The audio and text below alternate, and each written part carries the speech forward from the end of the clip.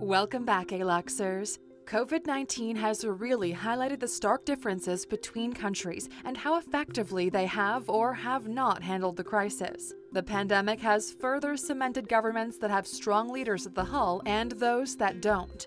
Even before COVID, certain governments have led the way in their leadership, transparency, desire to implement social, economic, and scientific progress, and serving all citizens, not just the elite. Welcome to Alux.com, the place where future billionaires come to get inspired. If you're not subscribed yet, you're missing out. In no particular order, Aluxers, here are 15 of the best performing governments in the world. Number 1. Austria. We can thank Austria for postcards, Swarovski crystals, and the collectible sweet tubes known as Pez. This German-speaking country also has received accolades for having a government that performs very well. The current president is Alexander van der Bellen, and Austria is a democratic republic. The Austrian constitution states that all citizens enjoy fundamental rights and are equal before the law. No one may be discriminated against or favored on the basis of birth, sex, origin, class, or religion. Austria's economic freedom score is higher than the regional and world average, scoring particularly high in property rights, judicial effectiveness, government integrity, and fiscal health. And Aluxers, Vienna, the capital of Austria, regularly tops the list of having the highest quality of life in the world. Number 2. Ireland. It's not just the luck of the Irish that sees them featured on this list. The Irish government works damn hard to ensure they run as effectively and efficiently as possible. This parliamentary democracy has a president voted in by the public, who leads for 7 years under the Council of Parliament referred to as Oireachtas. Ireland's economic freedom score is 80.9%, and GDP growth has been phenomenal over the past few years. Areas that really pushed Ireland up the rankings included property rights, government integrity, trade freedom, labor freedom, and fiscal health. Current President Michael Daniel Higgins has addressed issues of social inequality, social inclusion, anti-sectarianism, anti-racism, and reconciliation. Oh, and a little fun fact, the O in Irish surnames actually stands for grandson of. Number 3. Australia. Famous author Bill Bryson wrote a book about Australia called Down Under.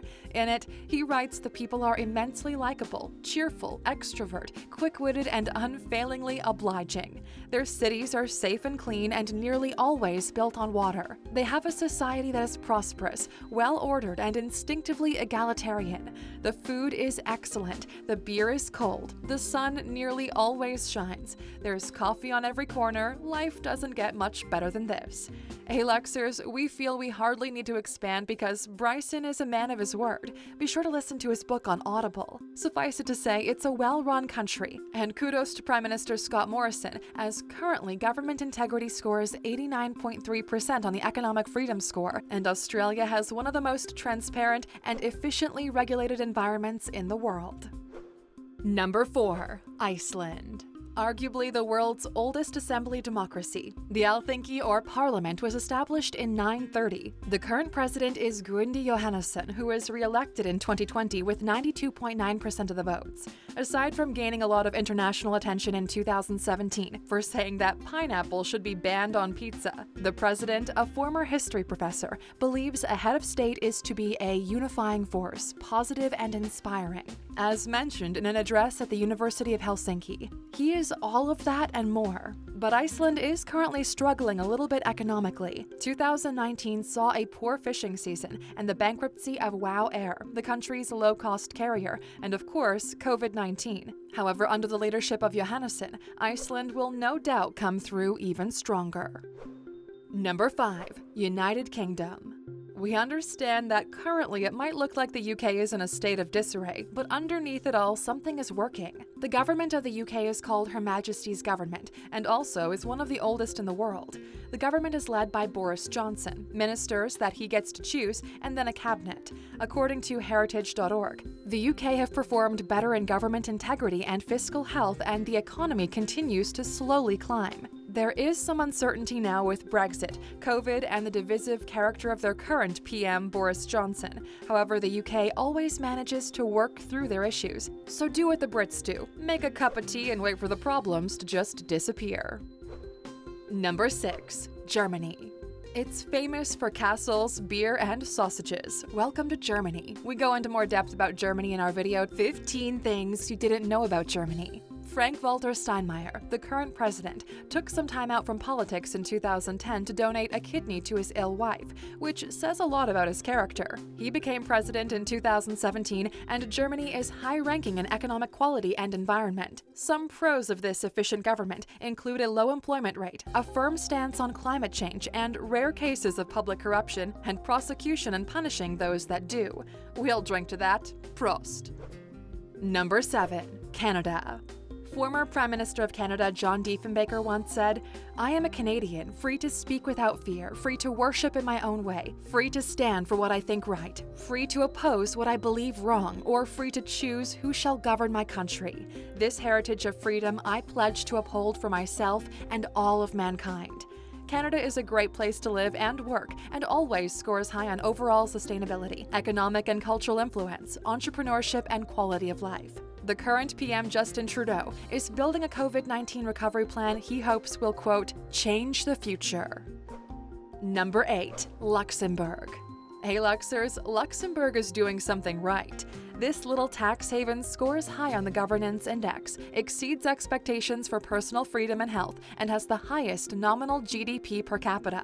To find out some more about why Luxembourg is so rich, watch our video, How Rich is Luxembourg? The Grand Duke of Luxembourg is the head of state, and the country has been a Grand Duchy since 1815. A Grand Duchy is a state or territory ruled by a Grand Duke or Duchess, and currently the man in question is Henri, Grand Duke of Luxembourg. The World Happiness Report affirms that those living in Luxembourg were pretty happy, and that's because the country spends about 1/3 of its revenue on free healthcare and social services. Maternity leave has been increased, citizens can take leave for personal reasons, and corruption is rare. Now moving on to our next destination, number 9, Denmark. A 9-hour drive away from Luxembourg takes us to a well-governed spot, and that is Denmark. Here, government is called Folketing, meaning the people's thing. It may be true that Denmark provides no inspiration for memes, but what do they care? They've got free education, a renowned healthcare system, and are ranked some of the happiest people in the world. Denmark is a nation-state, and politics takes place under a large umbrella: a parliamentary representative democracy, a constitutional monarchy, and a decentralized unitary state, where Queen Margaret II is currently head of state.